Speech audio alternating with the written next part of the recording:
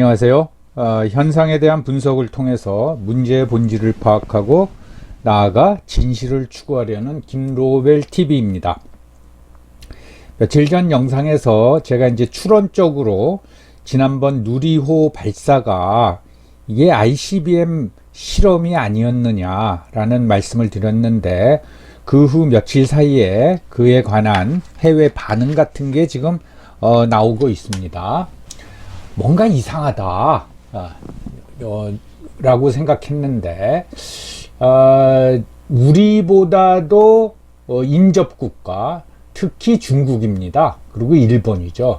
중국과 일본은 그렇게 호들갑 떨지 않고 요번 위성 발사는 실패한 거다라고 폄하하고 있지만은 속으로는 엄청나게 충격을 받은 게 분명합니다. 그래서 요전 시간에 그거에 대해서 좀 더 자세히 말씀을 드렸어야 되는데 추가 정보도 나왔고 또 그때 더 말씀을 드리면 영상이 너무 길어질 것 같아서 오늘 보완을 해서 여러분들께 말씀을 드리고자 합니다.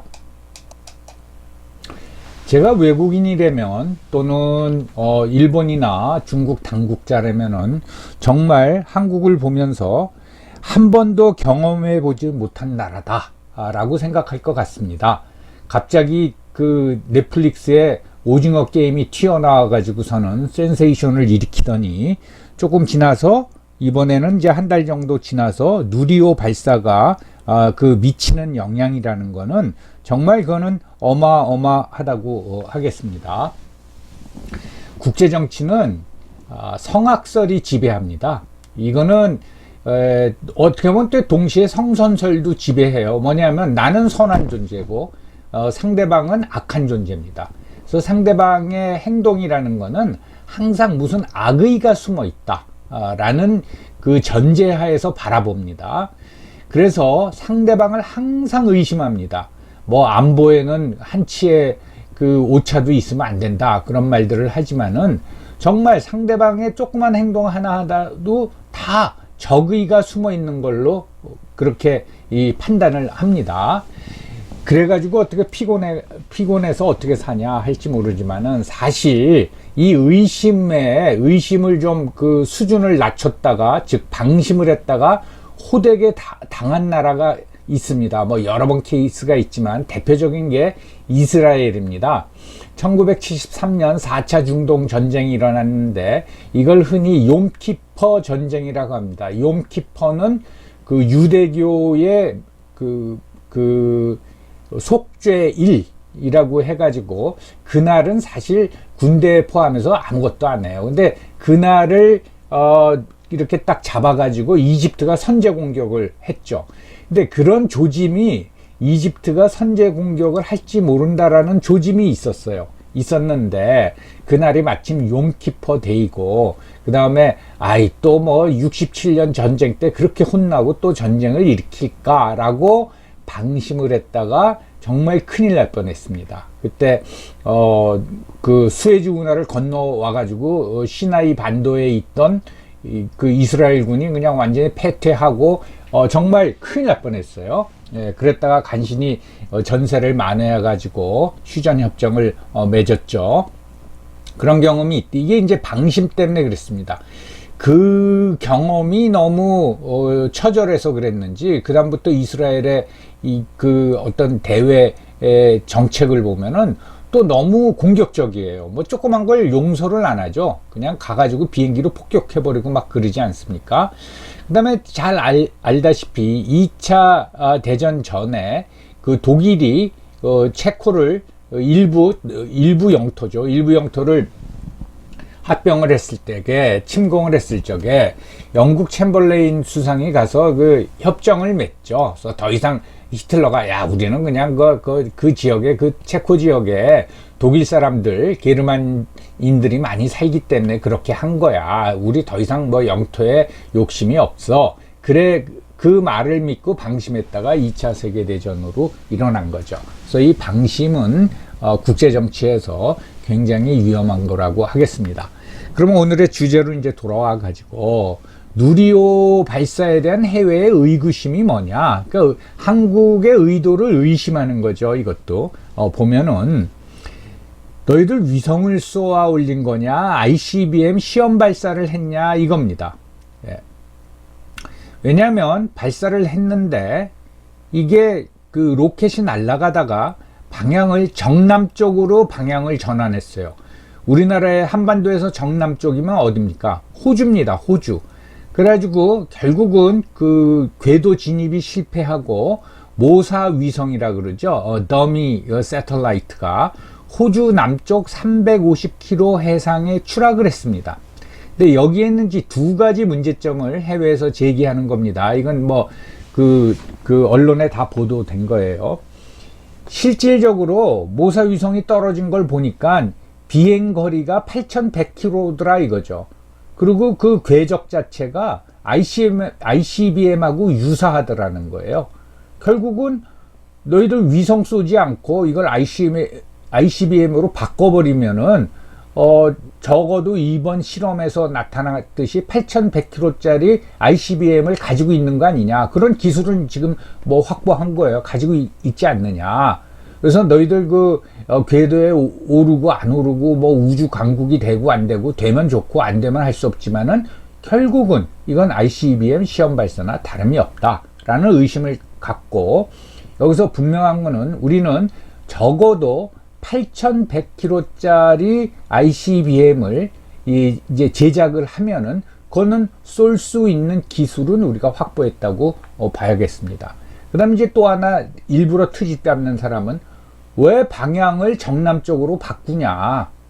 넓은 태평양 바다 놔두고, 근데 넓은 태평양 향해서 그 동쪽으로 쐈으면 8,100km면 어떻게 됩니까? 하와이하고 로스앤젤레스 가운데 떨어졌겠죠. 그건 미국이 되게 싫어했겠죠. 그러니까 너희들 이제 그런 거 눈치 보고 정남향으로 바꿔서 만만한 호주 남쪽 바다에다 떨어뜨린 거 아니냐. 심지어 이제 그런 지적까지 하고 있습니다. 그 다음에 또 하나는 모사 위성. 이건 이제 더미 새틀라이트인데 여러분 아시겠지만 그 위성을 궤도 위에다 올려놓는데 이 그 위성의 제작 비용만 해도 100억이 넘는다고 합니다. 근데 만약 실패하면 그 100억짜리 날려버리는 거 아니에요. 그러니까 이제 그거하고 유사한 모양을 해서 쏘아 올리죠. 실패에 대비해 가지고. 그것도 또 이상한 거예요. 아니 성공할 걸 생각하고 진짜 위성을 달아야지 왜 모사 위성을 답니까? 그것도 이상한데 그게 떨어졌는데 연소되지 않았습니다. 이게 그 대기권을 그 마하 초고속 마하로 떨어지면 이게 연소가 되기 때문에 고도의 기술이, 재진입 기술이, 고도의 기술이 이제 필요한 거죠. 재질도 좋아야 되고 각도가 너무 수직으로 되면 어떻겠습니까? 각도가 틀어지면 마찰이 더 생겨가지고 연소가 되는데 연소도 안 돼. 장거리 날라가. 이거 도대체 뭐냐? 이건 ICBM이다. 그런 의심을 하고 있는 거죠.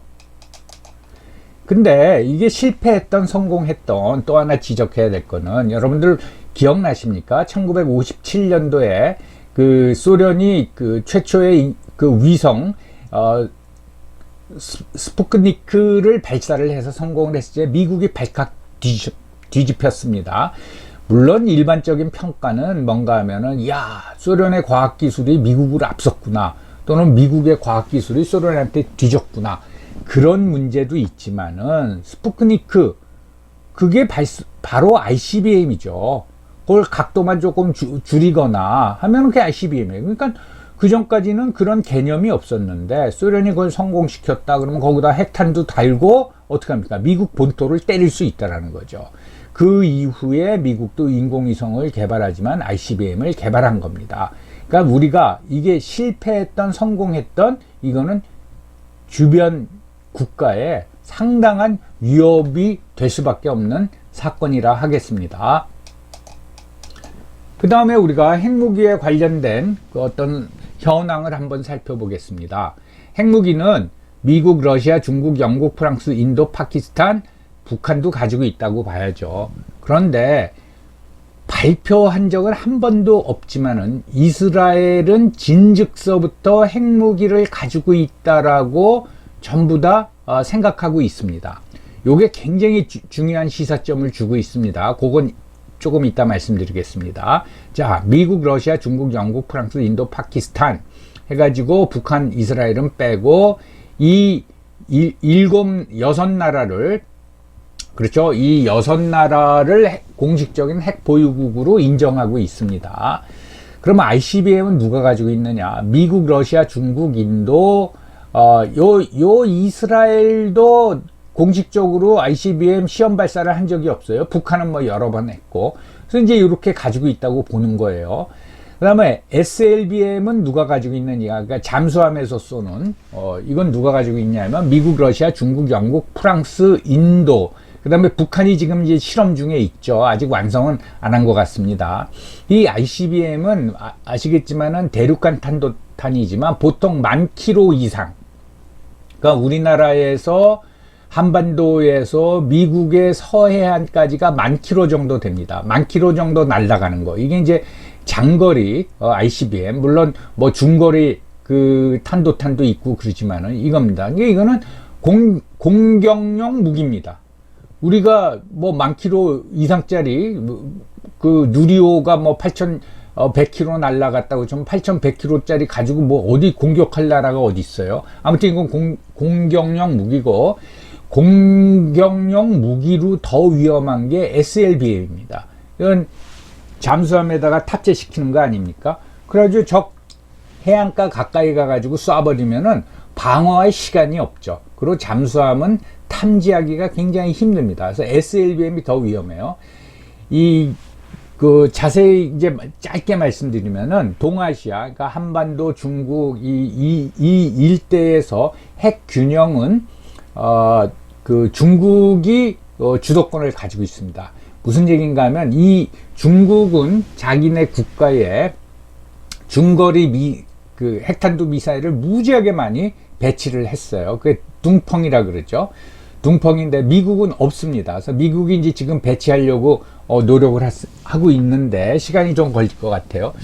혹시 이 문제하고 우리나라의 ICBM 개발하고도 관련이 있지 않나, 그런 좀 의심이 들고 있습니다. 그런데 미국은 그 핵 잠수함, SLBM을 탑재한 핵 잠수함이 중국 해변에 와 있어요. 그건 모르죠, 아무도. 근데 거기에는 수십 기의 핵탄두가 달린 SLBM을 가지고 있습니다. 그걸로 지금 이제 균형을 맞추고 있거든요. 그러니까 중국도 몇 대가 어디에 정확히 와 있는지 모르지만 감 잡고 있겠죠. 이제 그거 가지고 간신히 핵 균형을 지금 유지하고 있는데, 전체적으로는 중국이 우위를 차지하고 있다고 보겠습니다. 자, 다시 말씀드리겠어요. ICBM은 미국, 러시아, 중국, 인도, 이스라엘, 북한.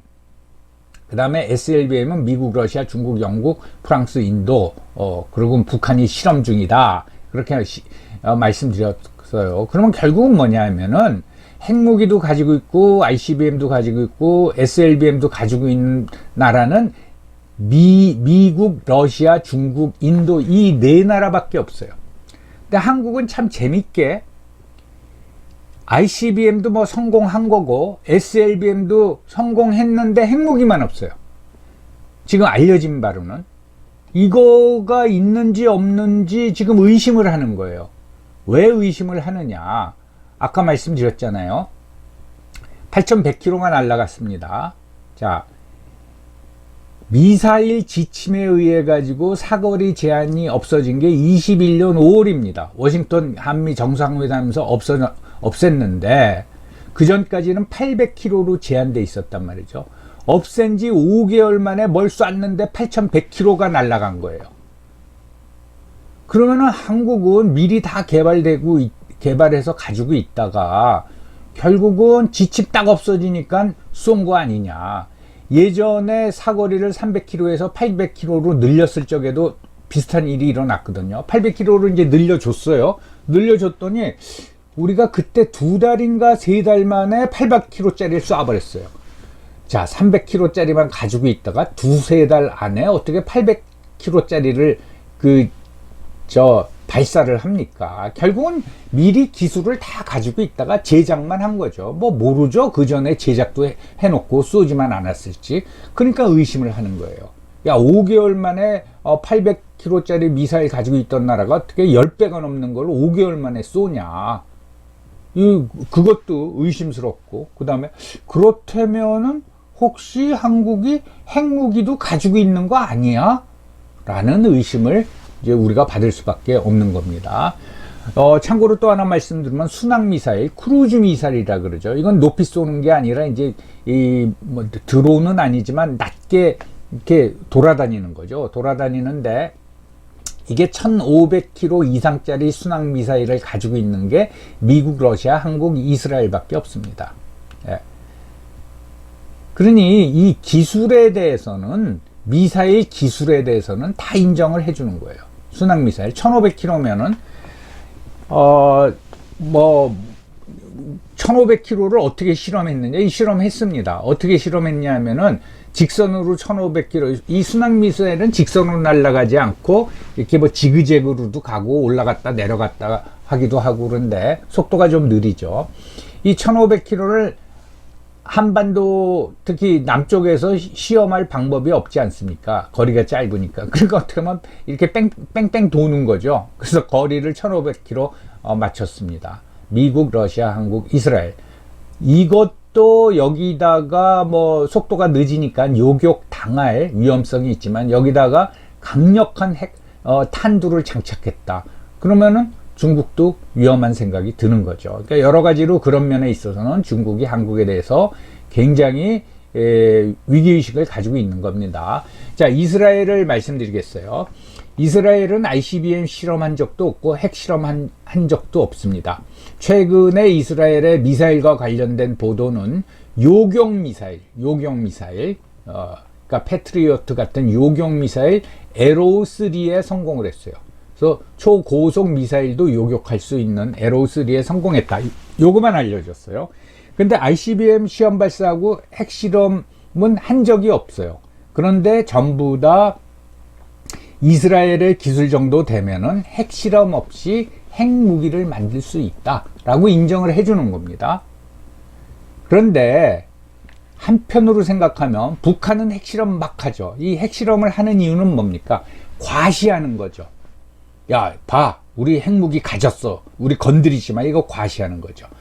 근데 그 나라가 핵실험은 안 했는데 핵무기는 분명히 가지고 있다. 이게 어떻게 보면 더 위협이 되는 겁니다. 핵실험을 하고 그러면 비난을 받잖아요. 근데 그걸 안 해요. 하지 않아. 근데 핵무기는 가지고 있어. 분명히 핵무기는 가지고 있어.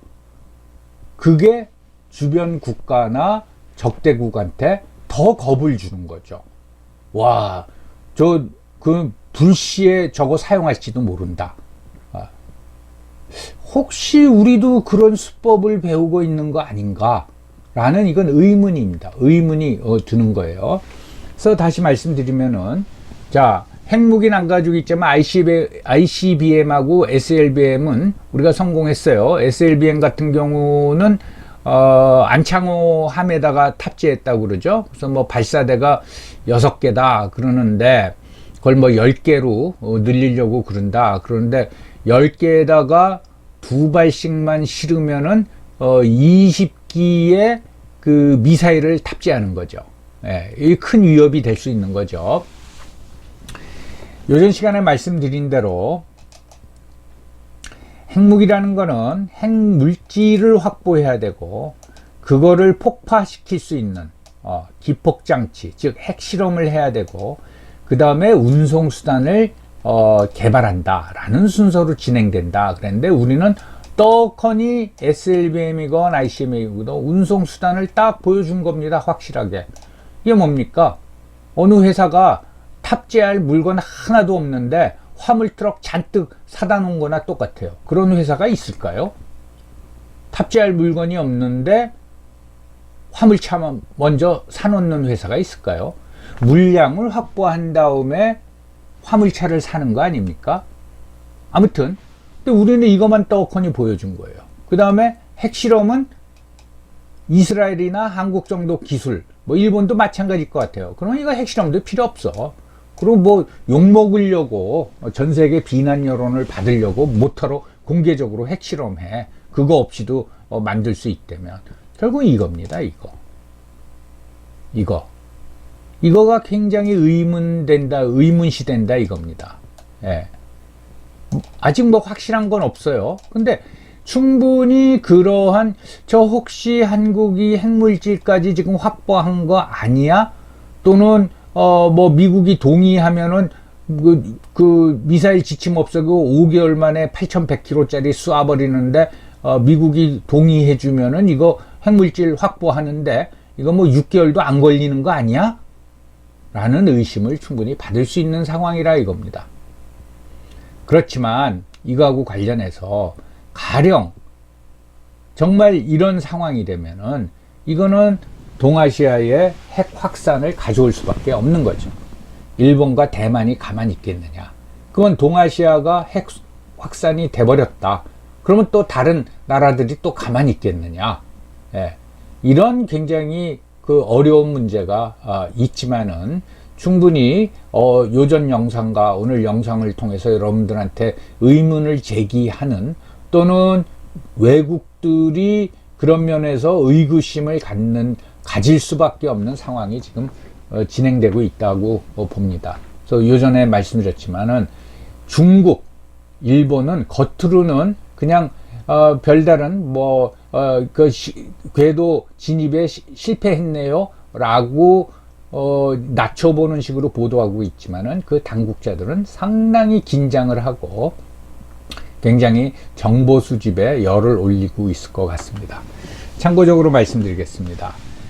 대만이 지금 양안 관계 악화라 그러죠. 무슨 중국 공군기 150대, 각종 공군기 150대가 떠서 항공 식별 구역을 침범하고 굉장히 긴장돼 있어요. 그래서 지금 그 여야 갈등이 굉장히 심합니다. 조금 있으면 아마 중국 의회에서 여야 의원끼리 붕붕 날르고 치고받고 하는, 그게 이제 중국, 대만이죠. 대만 의회의 특징 중에 하나인데 그런 일이 벌어질 거예요. 그래서 통일을 원하지 않는 그 민진당, 차이잉원 총통하고 국민당하고 친중파하고 엄청나게 지금 서로 비난을 하고 있는데 전쟁으로 가려고 그러냐, 대만을 파멸시키려고 그러냐, 뭐 이제 그러고 있는데, 참 그걸 보면서 옛날에 우리나라는 옛날에 무슨 항공 경계 사이렌만 울려도 사재기하고 그랬는데 지금은 북한에서 핵실험하고 미사일 뻥뻥 쏴도 아무렇지도 않지 않습니까? 야, 이렇게 바뀌었구나. 그 대만 사람들이 한국을 얼마나 부러워할까 라는 생각이 들고, 심지어는 대만 사람들이 대만에서 유사시 무슨 전쟁이 벌어지면 미국이 참전하고 일본도 참전한다 그랬으니까 그러면 한국은 어떻게 되냐, 한국도 참전할 것이니까 그거 가지고 자기들끼리 의견을 나누고 그런 상황입니다. 아무튼 모두에 말씀드렸지만은 국제관계는 항상 상대방을 의심합니다. 그러니까 요번 누리호 발사 사건에 대해서도 중국과 일본, 북한도 마찬가지죠. 의심의 눈초리로 볼 수밖에 없단 말이죠. 세상에 ICBM도 가지고 있고 SLBM도 가지고 있고, 그래? 그러면 이거 핵폭탄도 가지고 있는 거 아니야? 라는 의심의 눈초리로 우리를 볼 수밖에 없죠.